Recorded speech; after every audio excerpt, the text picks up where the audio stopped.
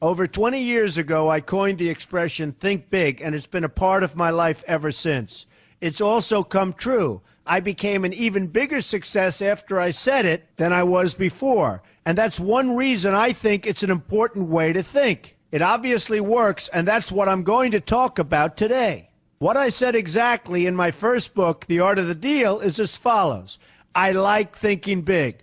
I always have. To me, it's very simple. If you're going to be thinking anyway, you might as well think big. That book was a bestseller, and it's considered a business classic at this point. But I never thought those words would become bestsellers in their own right. It's an interesting point that I'm famous for two very short statements. Think big and you're fired. But let's stick to the first one for today. And I'd suggest strongly that you pay attention so that you won't have to hear the second one. Thinking big starts with the details and grows from there. Because I'm a builder, I'm very aware of the importance of having a good foundation. You can't take chances in construction. You can't be haphazard and say, well, maybe this will work, maybe it won't, so let's try it and find out. Because a lot of people will be at risk. I have to know if something will work or not. Every inch has to be accounted for. In other words, thinking big starts with being thorough. So number one, be thorough. Don't count on happenstance to get you anywhere, because it won't. Number two, get a momentum going and keep your momentum going. You have to have big ideas, but you've got to have the energy to get them done, which can sometimes take a long time. If you don't have momentum, you will not have what it takes to get the job done. Patience alone isn't enough. I have a lawyer friend who used to refer to me as the reverse tornado who builds everything in his path. I always like that because it implies a lot of energy and a lot of momentum. And that's exactly what it takes to get anything done. So keep your momentum going.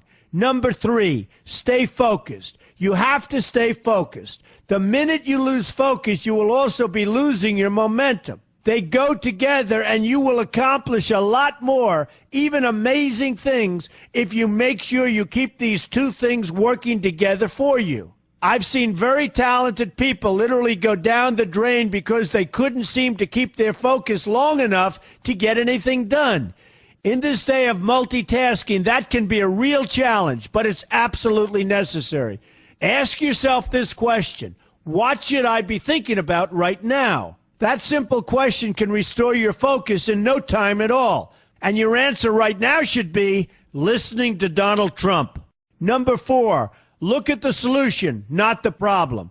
This is very important if you ever want to learn to think big. And here's why. No matter what you do, you're bound to run into problems. It's just part of life, a part of business, a part of anything worth doing.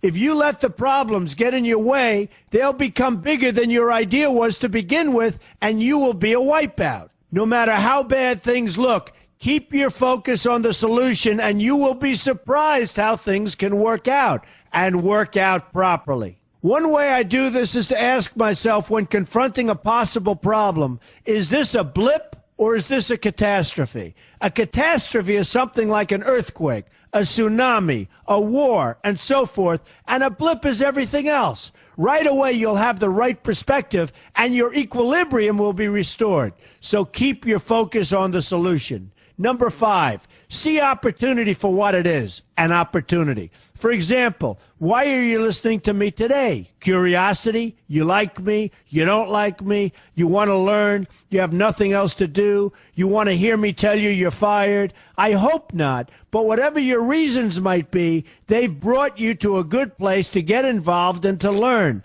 And that's an opportunity right there. People think that because I'm rich and famous that I know everything. I know a lot, but one thing I know is that I don't know everything. So I ask myself this question every day. What can I learn today that I didn't know before? And you know what? I learn something new every single day. That's a big reason for my success, and the same thing can apply to you. Take the time to see today as an opportunity, and you'll be surprised by what can come your way. Be open to new ideas, and you will be creating your own opportunities before too long. Number six, know everything you can about what you're doing. That's a good way to cover your bases. Another good way is to read the book Robert Kiyosaki and I have written together, Why We Want You to Be Rich. It's about covering your bases and knowing what's going on. I remember when some guys came in to meet with me about a great idea they had for an atrium for a building on Wall Street. It was a beautiful idea except for one thing. None of them had thought about how the building would be supported around this fabulous atrium. They didn't take into account the steel columns that were necessary to support a 72-story building, a very big and embarrassing oversight that could have been avoided if they'd taken the time to think about what they were doing. Don't let that happen to you. Know what you're doing first. Number 7, be lucky. Remember the old saying, the harder I work, the luckier I get. Well, it happens to be true. It works for me, and I've encountered some pretty big successes. But this goes along with something that's absolutely necessary for great success. Be passionate. You have to love what you're doing if you want to be successful at it. My father told me that it's absolutely true.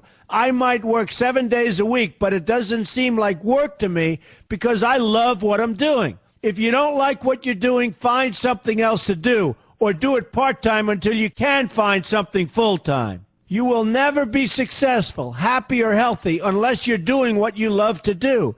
That's just the way it is. So give it some thought. In fact, give it a lot of thought. For example, if you're feeling frustrated, there are 2 ways to look at the situation. Frustration can mean that maybe you're expecting too much, or it can be an indication that you know you should be or could be doing more. Use frustration as a motivator. Use it to get where you want to go instead of staying where you don't want to be. But above all, be passionate. That's the fast track to success, no matter what your interests are. Number 8, see yourself as victorious. That can zap negativity immediately and put a positive spin on problems. I've gotten to the point where I see problems as challenges that I'll enjoy meeting and dealing with. My point here is that no matter what you do, you will encounter problems. Why not see them as challenges instead and know that you are more capable of dealing with them? That's positive thinking with a realistic slant. When I go into negotiations, I keep an open mind to what may happen. But I can tell you that there's already a done deal attitude on my part. I've already thought the process through to the extent that I know everything will be better off if they agree with what I've come up with because I've taken both sides into account. I enter the situation with a victorious attitude, and I've had enough victories to know that this attitude works. Use it. Number 9, be smart. Know that you have something unique to offer because you do use the tools that are provided for you and remain open to new ideas. That's being smart. That's also where innovation comes from. Being smart means you know how to use what you've got. That doesn't mean there's nothing left to learn, but it means that you will have the ability to learn and move forward with success. And success is very important. Success is what you want. Just be successful. Believe me, you'll be happier. I know people who have had very few real advantages in life, and yet they've managed to become giant successes. They figured out how to use what they had, not to dwell on what they didn't have. I'm convinced that everyone has something useful to offer, and if you apply yourself diligently, you'll find that you have what it takes to succeed, and you're going to be a lot happier for it. Number 10, above all, never give up. Never, never, never give up. The only time you will be a failure is if you quit trying. Only losers quit. The biggest losers in the world are quitters. Winners keep on going. So whatever you do, never give up. My father always used to harp, never give up, son, never give up. Don't ever quit. I never want to see you give up or quit. Well, my father was a smart guy, and I listened to him. And remember, think big. A good way to start is to read our new book, Why We Want You to Be Rich. 2 men, 1 message. There's a lot of great advice in there for you, and I expect you to pay attention. You're going to do fantastically well. You're going to be a winner, and I'm going to see you in the winner's circle.